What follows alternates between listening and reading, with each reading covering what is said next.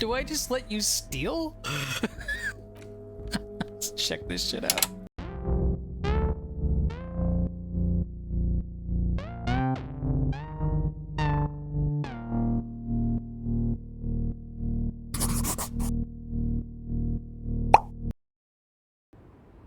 Okay, so we basically got two major threads that we need to pull off for what I assume is the twilight of this game.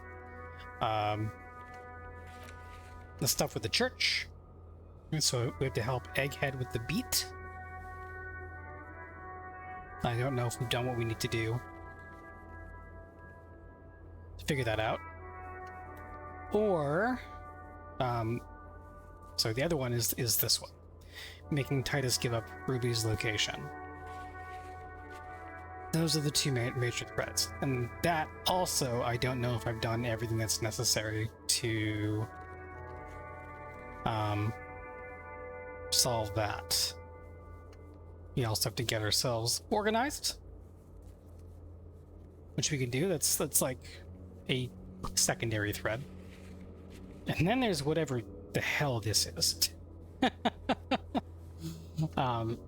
Plus, we've got a bunch of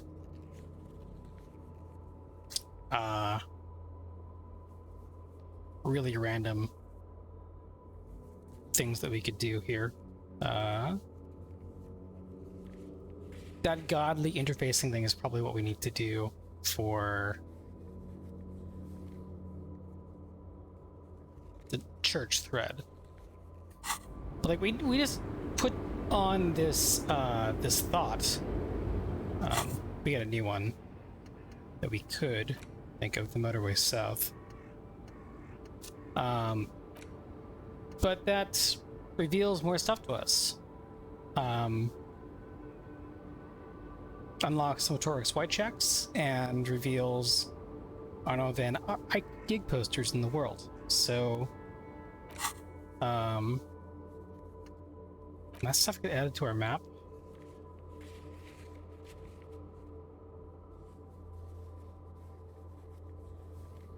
My god, I hate this so much.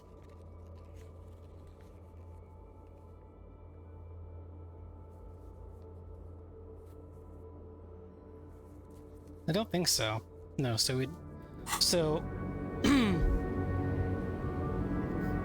it's still early afternoon, so we've got some time. So I might just go around and talk to people. See if we get new dialogue options with not only with having the new thought that could open up some new checks, but also, you know, we've leveled up some stuff since we talked to some of these people. We might get more prompts just because of that. So, oh hey, what is this?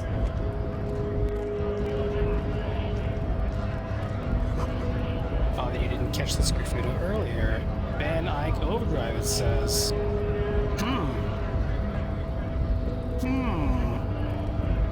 Alright. Let's talk to this bruiser.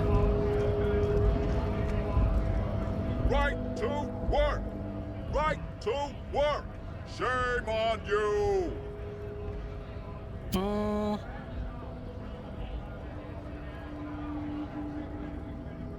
Do we do this at this point? I know there was a reason why we stayed away from this line of questioning, because it could hurt us, but I mean, at this point, we might as well try. Hell no. I'm just an honest scab. I won't have talk like that around here. You understand? No, okay. The man's breathing steadies, but his eyes are still narrow. Slowly, he's trying to get his right-to-work dance back on. Okay. Message received.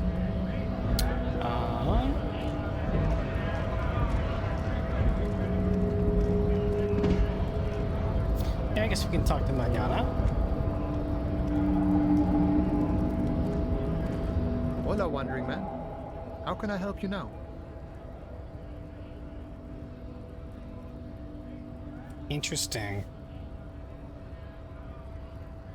I have thought to put skill points into Inland Empire because Inland Empire is already quite good.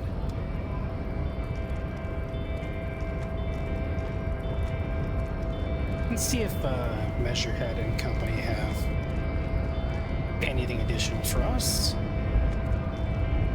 This doesn't really cost us any Your time race if we don't descent talk about has anything. temporarily halted, but you will fawn again.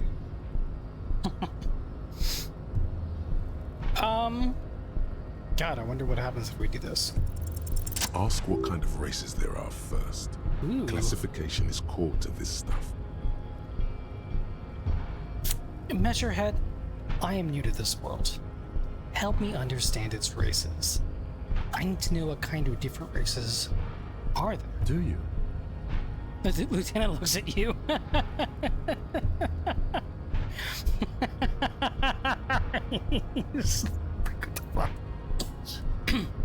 Let's whisper. This is for the thing. What thing? We already got in the harbor. You just want to hear about races, don't you? This game is so competent, right? Like I don't need to do this. You are obviously a liberal, Zeolite. A polyculturalist. I can see it from your love of microtechnology and your sartorial choices. Do not deny your friend the truth you have denied yourself. There are 3 categories of race. Type A, the heroic races. Type B, the servile races. And the vile CF race cauldron of pederasty. Which one do you need education on? Type. First of all, type A, type B. The voice acting is great. Type A. Those are the Simonese, the Areopagite, and the Occidentals, excluding the Maun, of course. The Maun are riddled with eczema to the point where they find it impossible to smile. They are all lactose intolerant, a common result of inbreeding. Okay. A receding genetic pool has led the Maun on reprehensible street parades. In Maun cities like Stadskanal and Vredefort, wearing wooden clogs on their feet and little green tassels on their hats. Wait, who exactly are the You Maun? know them by the names of their nation states. The Oranese, the Gotwaldians, and the Königsteiners. My people simply call them Maun. Interesting. So, I've heard of 2 of these before from the communist group. The Maun are proof that you can have too much Occidental racial purity and tassel-centric culture. Oh, fuck. Inbreeding has led to a lactose-intolerant subrace whom no one can take seriously.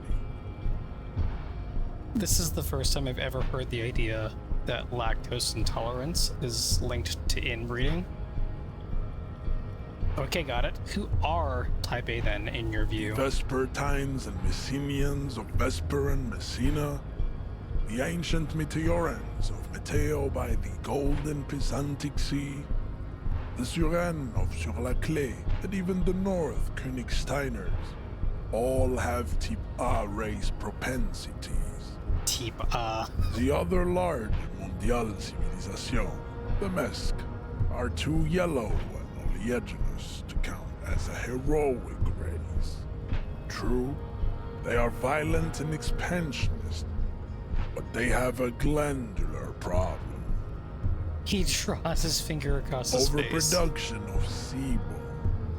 Sebum is leaking into their brains, making them listen to El Mariachi music and eat toxic minced meat-based food, which in turn only produces more sebum.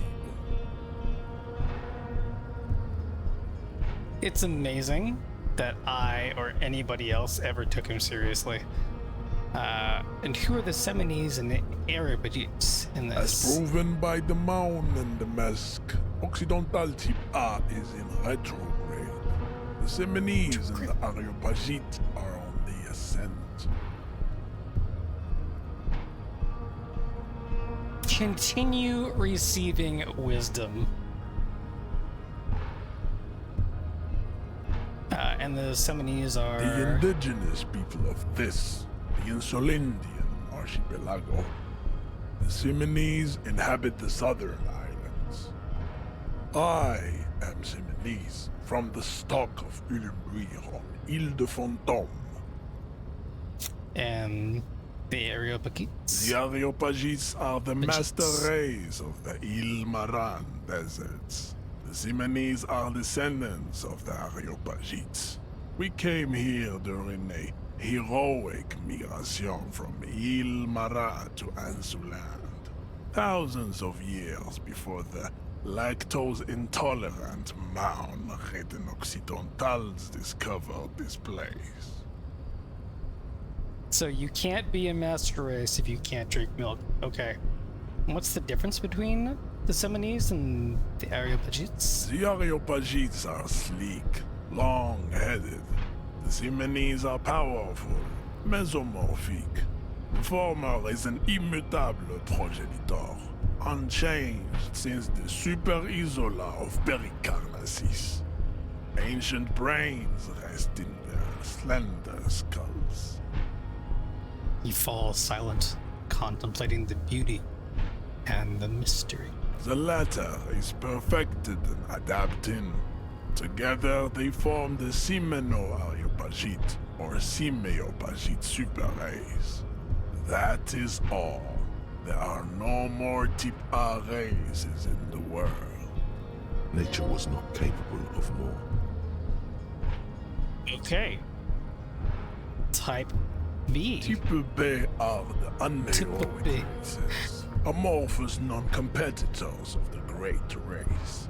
The Koikos and the Vacholier, they are mud-colored people. Mud-colored? To an untrained eye, the Koiko appear white and pinkish, like a ham sandwich.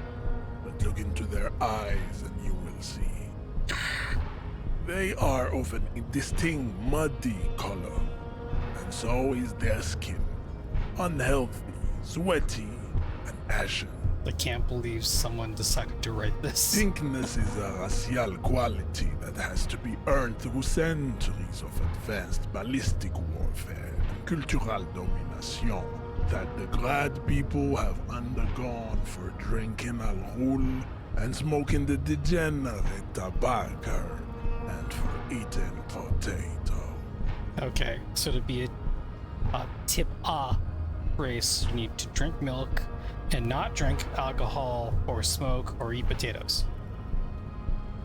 The Taking notes. Koiko, the countless micronationalities of Grad, are all inexplicably obsessed with potat. The only thing they like more is dividing into microscopic ethnostates, like political amoeba. And the Vacholiers you mentioned? The Vacholians, halfway between type A and the racial Coldron. Two mixed to know right from wrong. You tried your degenerate little revolution, which was the single greatest failure committed by humans in our 82,000-year history on this planet. He's finally said something that he might be right about. And please regale us about the vile C to F race of Cauldron pederasty. Tips CF are a museum Tips. of failed chimeric experiments and tragic maladaptations. They are tortured creatures waiting to be put to sleep. Your morbid interest in them worries me. Yeah, better not go into it. It would be cruel to entertain ourselves with their deformities. Well, Were there any able-bodied races you needed education on? now that we've been through all the all the tips, do I understand advanced race You theory? understand nothing. To solve the great race enigma, you have to first ask yourself, What is the race enigma? You have not even worded the mystery, let alone solved it. In second thought, I don't have time to get any deeper into this stuff. Lost, though, buckled away at the last gate.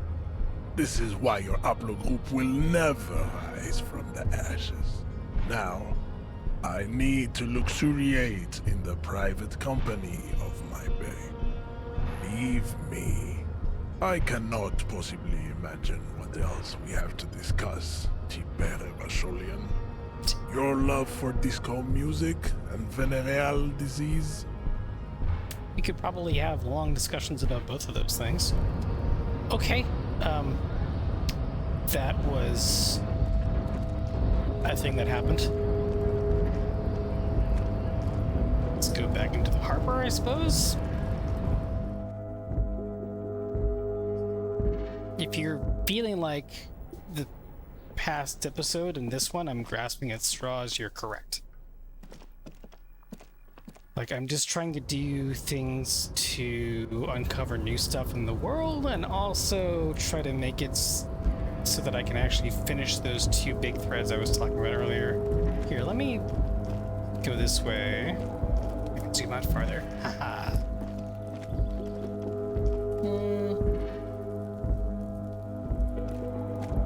Can't go down there.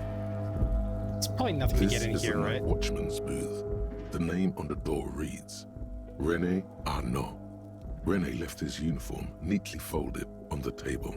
Generally speaking, it would be dishonorable to take it. But then, it looks like a military uniform, and wearing that is very honorable. So, a conflict of honor. It's up to you. You're gonna take that bitch. I don't know about stealing people's very colorful clothes like that.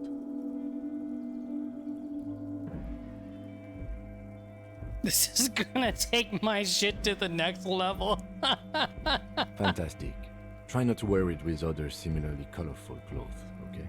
No promises, Kim. I like how he's like, do I just let you steal? Let's check this shit out.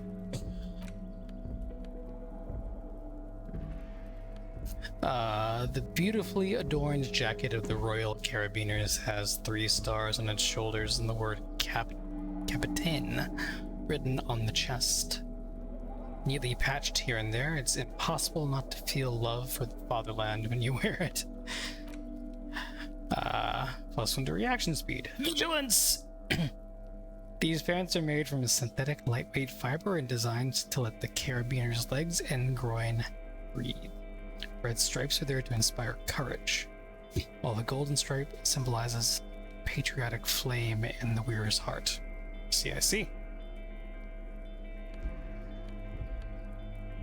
I wonder if we really need that +1 to electrochemistry if we can get something else here. Wow, this, it's also +1 to electrochemistry for our god ass. That's +1 to a thought we have not thoughts. +1 to composure. Alright. That's an idea. +1 to reaction speed will also be good.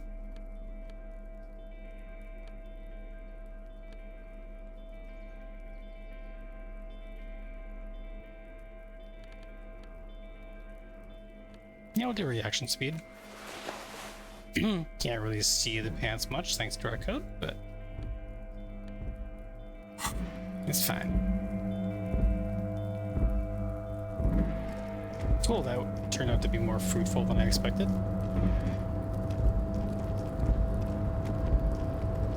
Now we have a white check we can do in this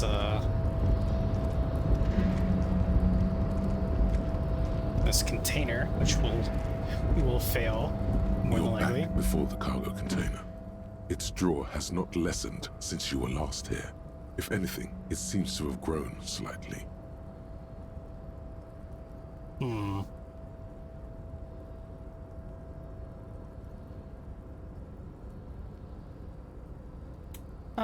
mean, we could take some drugs to try to improve this. I mean, it's impossible, but You're back fuck it. before the cargo container. And, as it's always been, it's impossible to open a container with rhetoric. Maybe you're losing your mind. That's the only option I've got, man. It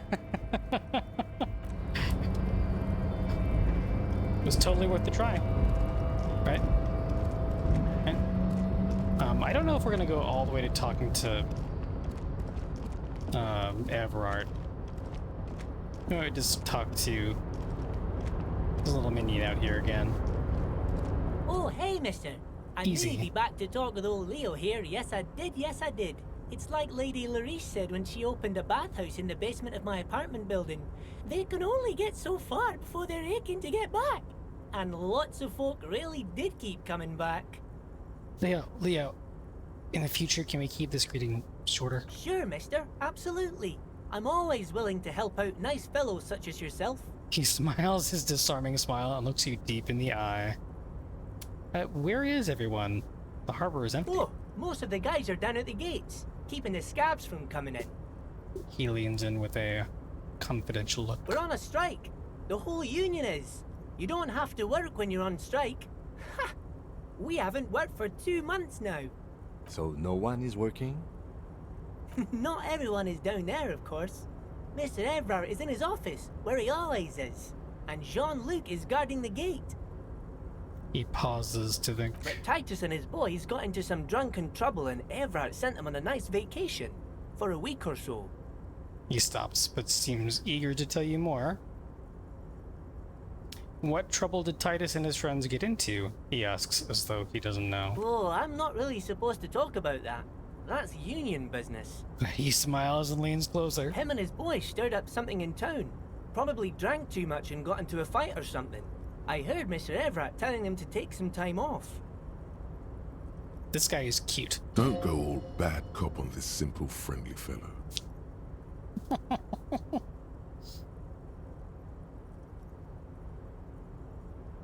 I'm not sure which is the bad cop question. Really? Did they kill someone? No, I don't think they killed anyone. Let's better talk about something else. Titus and his boys do good work. I don't want to get them in trouble over a little drinking.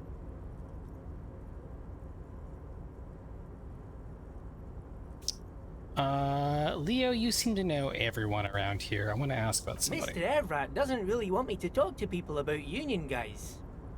But who did you want to talk about? He just likes talking.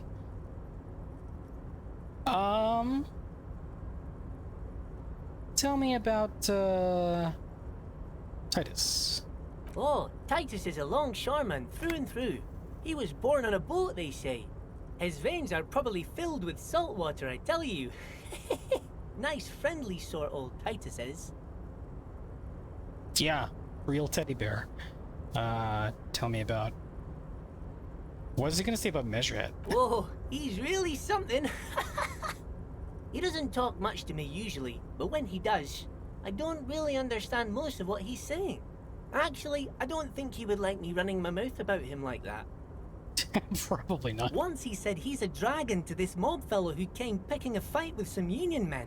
I think he really believes Jean-Luc was a dragon because he ran right off. Another time he almost killed another guy, but I shouldn't talk about that. He loves to talk about the things that he shouldn't talk about. Tell me about Everett. I'd best not. I mean, I could, but I don't think Mr. Everett would like it very much. You better ask him yourself, mister. If anything, the ever-present smile on Leo's face gets even warmer.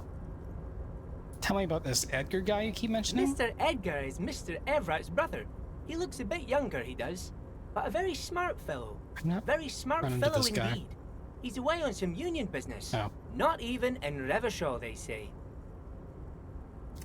Don't interrupt Leo. Let the talker keep talking. All kinds of places he visits. Him and his brother both do when they're on a vacation.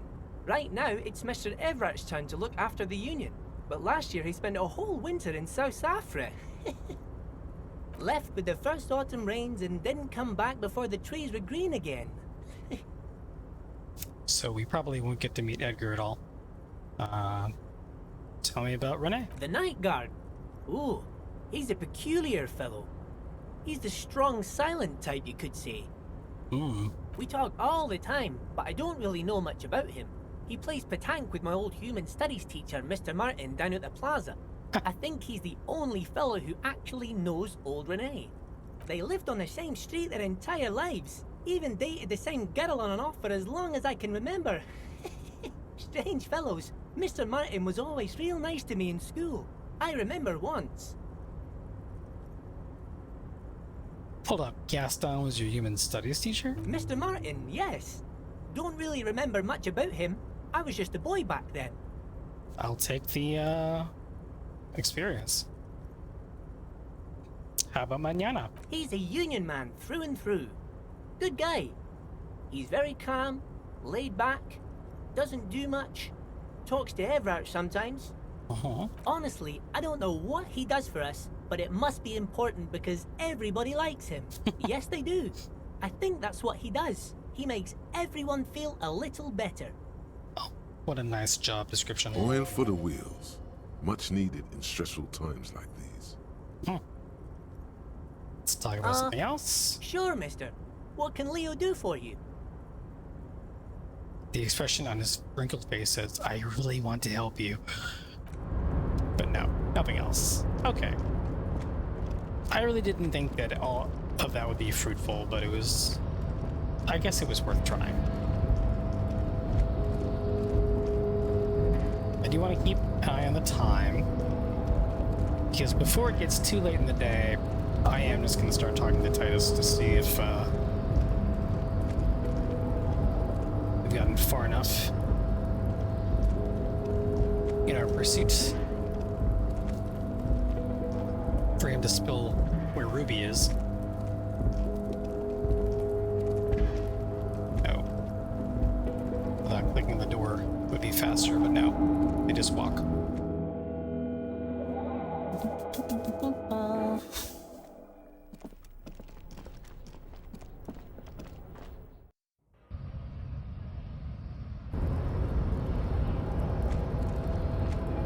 Okay, now maybe we go to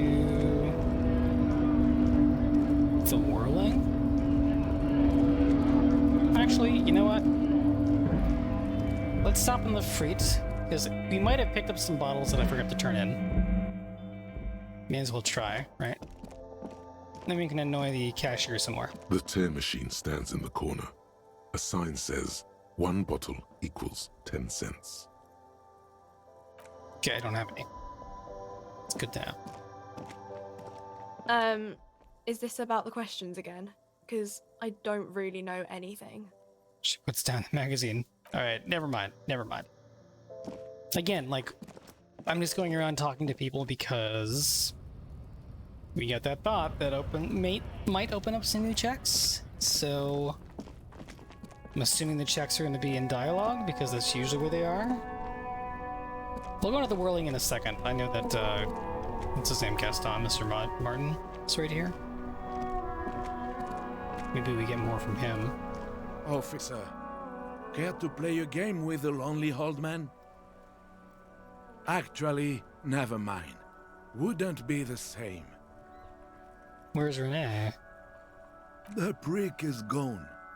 I can barely believe it, but he's really gone. Gone? Gone where? Hell, most likely. He was an absolute Kent.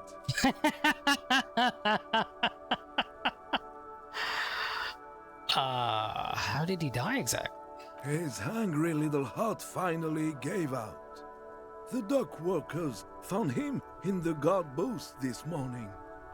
Wasn't even supposed to be working for another week, but he just had to prove how tough he is. Guess he was about to head home, cause when the dock workers found him, he was wearing civilian clothes and not the Kuketu uniform I saw him in all the time. I guess that's how I got it. Sometimes I thought he was wearing it just to piss me off. Guess the joke's on him now. Won't even be buried in it. Again, this game is so competent. How did they know I would be wearing the pants? They checked for it.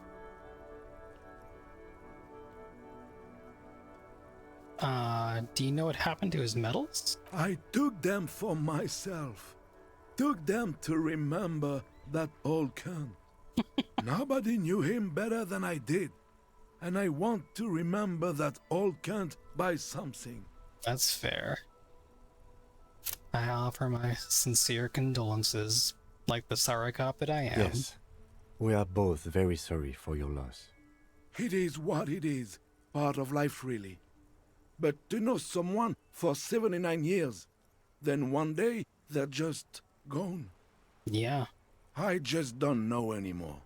About anything, really. But you must need something.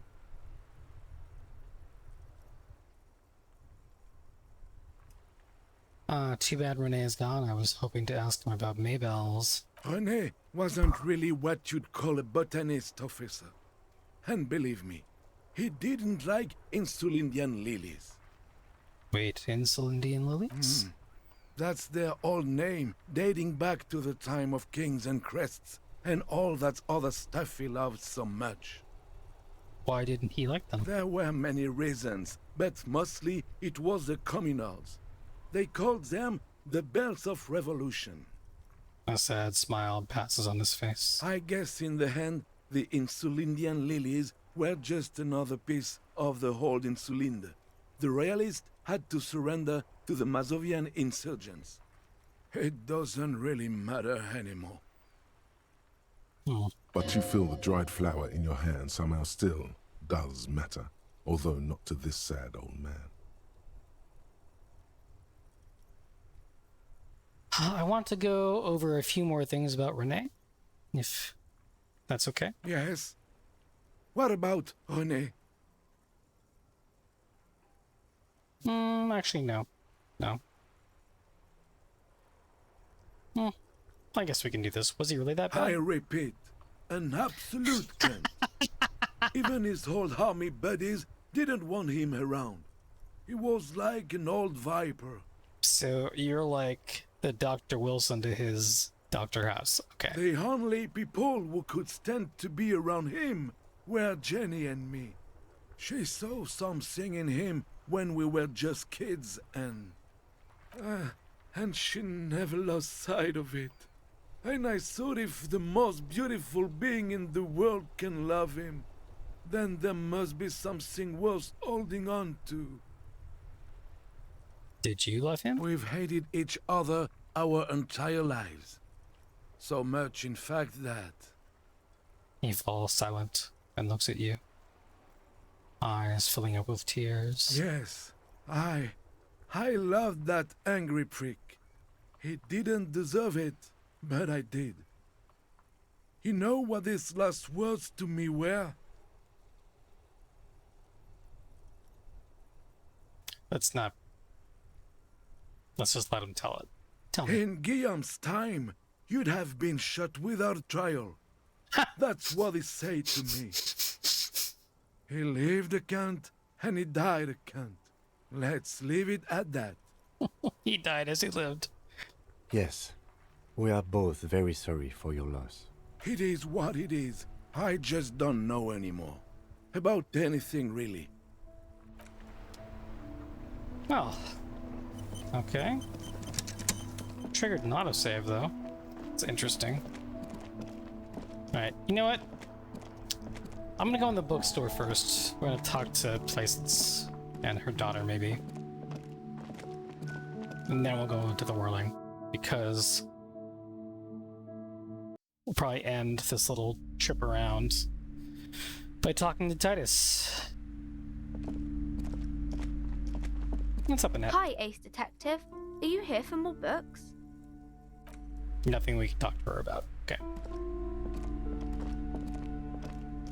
You definitely discovered some Hello more again, stuff. esteemed officer, and welcome to Crime, Romance, and Biographies of Famous People. It's a mouthful of a name for a bookstore. Like, we've discovered some more stuff about the Pale and about, you know, mystic bullshit. I wonder if... Okay, but please, only a few questions. You wouldn't want to disturb the spirits. What about the wards in the back wall? Are these Seminese Yes, as well? the Zelbinians are very crafty, and their wards are extremely powerful. Lesser wards simply won't do here. The woman looks aloof, her features much softer. Occasionally she glances at her daughter's silhouette. Okay. Nothing we can do there, I suppose.